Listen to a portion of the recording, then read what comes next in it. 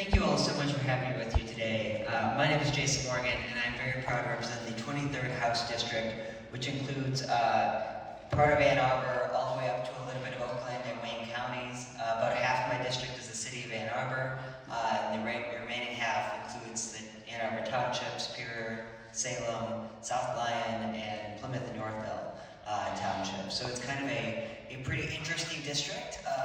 Certainly some occasional different perspectives in downtown Ann Arbor with all of my friends that are the students and folks that live downtown from rural Salem Township or Plymouth or Northville. But I've been so proud to represent Ann Arbor as a county commissioner for 6 years prior to serving in the state legislature, and I'm now in my second year as a state representative. And the first thing I want to share is that your voice really does matter, and your advocacy matters, and it truly does make a difference. I will admit, I don't know if I would have said that prior to serving in the legislature, because I perhaps wondered that myself. I always thought, okay, I'm gonna spend a lot of time protesting in my years and sending letters and making phone calls as a student activist and through student government and as a citizen. And there are many times where I thought, is anyone actually listening? Do they care? I can tell you from what I've seen, I think they do. These things really do make a difference. On days when people get hundreds or even dozens of emails or phone calls, those issues, whatever people are calling about, there's a chatter about it in the legislature in Lansing. People are talking about it.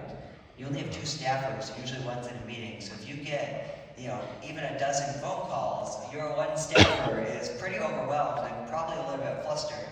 As a former staffer, I feel for them. But sometimes that is helpful for us to have that. Before I get into too much though, I want to share a little bit about one of the key things that I have found over the years is finding opportunities to build power as people who care about the environment and more progressive activists is to start building that power yourself wherever you can. And so that is something that I've tried to be very thoughtful over the years about how do I get myself in that room to be the voice standing up for the things that I think need to be stood up for, and for the people whose voice needs to be in that room. I am certainly younger than most elected officials, and look even younger than that, as Debbie so kindly mentioned earlier. So I worked for a long time to try and balance how much of an activist I am and how rowdy and outspoken I am versus how do you temper yourself a bit and work with the powers that be and the systems that exist today to get yourself in that room. And I've ended up being pretty good at it over the years. And I'll say that now to then maybe retract that a little bit in a few minutes. But as a state representative, I'm so happy to be in the room in Lansing where decisions are being made. I'm also vice chair of the Michigan Democratic Party, a position that I was asked to take on because our party wanted younger perspectives and wanted younger voices at the table. So really a major shift in our Democratic Party, probably the youngest vice chair we've ever had. I'm also a member of the Democratic National Committee, so involved at the national level in shaping the framework of what we're advocating for and pushing for at the national level as the Democratic Party. As a county commissioner, I worked hard to elect 100%, I know this isn't entirely partisan, but to elect 100% kind of pro-environment, progressive board of commissioners. I'm trying to say it that way, but really what I did is elected 9 Democrats out of a 9-member board because I found a couple of my colleagues were pushing back against things that we cared about, and you just need enough of a pull from the right to pull off a couple of Democrats here and there where you can't get things passed in as progressive of a form as you would like to. And so I worked very hard at that. And then I've also had the honor of working for 5 members of Congress at this point, including both Congresswoman Dingell and prior to that Congressman Dingell, and have learned through my years how that works at the federal level, observed how they operate, and let me tell you, we have the best congresswoman in the world. I think she is just incredible. She is so careful about trying to balance how do I be the most progressive member I can be in my district and serve my constituents, and leverage that to get things done and to bring people at the table to get things negotiated and passed in the most progressive form that you can get them passed. Which is not always where some of us are as happy as we want to be at the end of the day on legislation, but even just in my year in Lansing, I will tell you, you've got to find ways to get something done versus simply advocating. It's sort of this careful balance. The other thing I'll say is my earliest concern for the environment came at a very young age. I grew up on a commercial fishery in rural Michigan. I know Arbor Ann Arbor now, which is not rural nor near water, and it's a very different place than where I grew up, and that's why I live here. I love my hometown, but I love Ann Arbor and the amazing community that we have here. But growing up at a commercial fishery, I had a first-hand view looking at the water every day when I woke up, looking at Lake Huron, and seeing the change in the ecosystem of the Great Lakes and in our environment when the water would go far out, we'd lose a lot of water, and then maybe it would come back in, maybe it wouldn't, but you'd see a lot of changes in the environment. And I saw how much my father and my grandfather and my uncle, my whole family cared about the water, the lakes. And it's because our livelihood depended on it. We needed healthy and strong Great Lakes and a carefully balanced ecosystem of the amount of fish in those lakes to be able to catch, to sell, and eat in our communities throughout the state. And so I learned from a young age that in my family, we literally relied on the Great Lakes to survive and to get by. Later on in college, I found myself being a little bit more of an activist. I went to Washington, D.C. and met with legislators at the time. I protested a coal plant when we shut down a coal plant at the time. At that time, I was at school in northern Michigan. So like the idea of being like a progressive activist was not something I grew up with from rural Michigan or northern Michigan. And it felt like I was really on the cutting edge of things. Here in Ann Arbor today, it's like we have you guys, like young people, like it's just a natural part of our community, which is incredible. I share all that to say that I really sort of looked over these years through every position I've held at how do you effectively make change and advocate and kind of utilize that power. And so when a position opened in 2016 on the Washington County Board of Commissioners, I ran for that position, and I said, I want to be somebody that's there to do the right thing no matter what. I want to be somebody in the room fighting for those who don't always have somebody in the room fighting for them. And in my mind, that included the earth, where we didn't always have somebody who was looking out for clean air and safe drinking water. We actually did with my predecessor, was Yusuf Rabi, so I was filling really big shoes and making sure that I was filling those shoes as effectively as I could. And one of the very first things I heard when I was campaigning, I went to a climate rally, I think it was at the post office downtown, and I heard another county commissioner get up and he said, we're going to get to carbon neutral by 2030 or 2025, whatever it was at the time.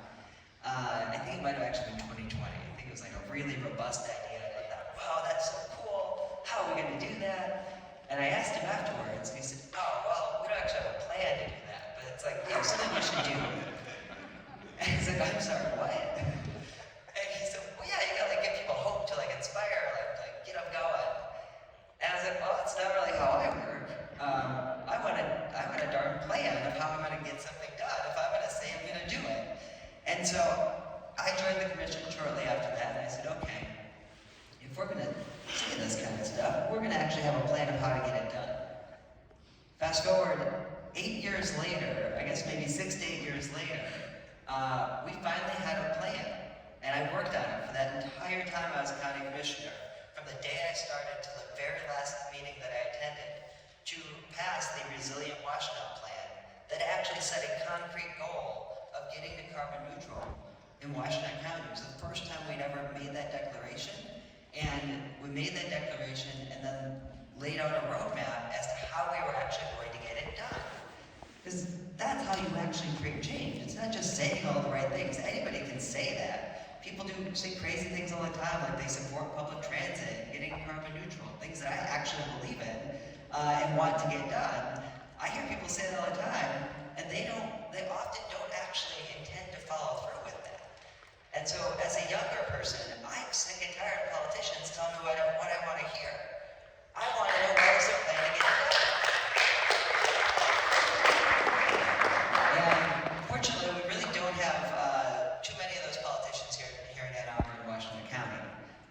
But it really takes all of you holding our feet to the fire.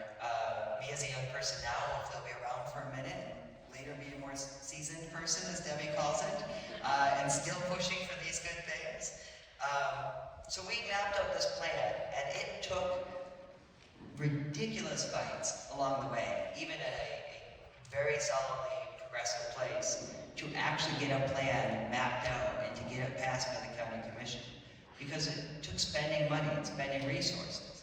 And that is something that people were afraid to do. And so I'm going to fast forward here a little bit to say we've done a lot of really big transformational things in Michigan over the last year.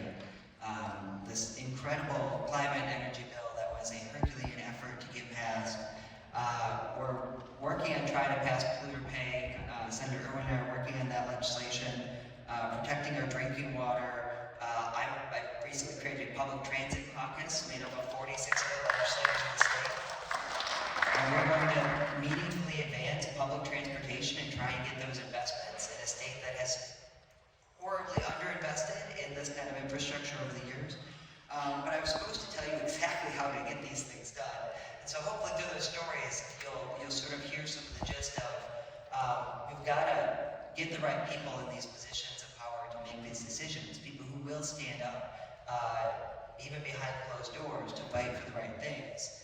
And so there are a couple quick things. Build power, use that power, have short-term and long-term goals, get some short-term wins while advocating for long-term transformational change. And then know who your friends are, know which legislators are actually doing the work to make that change. Because it's not always the people you see out talking about. A lot of the times, it's the people who are working their butts out behind closed doors to get the bill written and to make sure it's actually going to do what you want it to do, and having endless meetings to hear from all the different stakeholders to try and build a coalition to get it done. Those are oftentimes the people working on it. Ideally, at the end of that process, you get some ability to go out and talk about it, but it just isn't always the case. Those calls and emails are really important. Please do them. If they're friendly legislators, emails are much nicer because then they can say they're getting all those requests, but they don't. You're not, berating the staff with a barrage of calls. If they're less friendly members, call the heck out of them. I don't care. And be friendly to them. That's always important.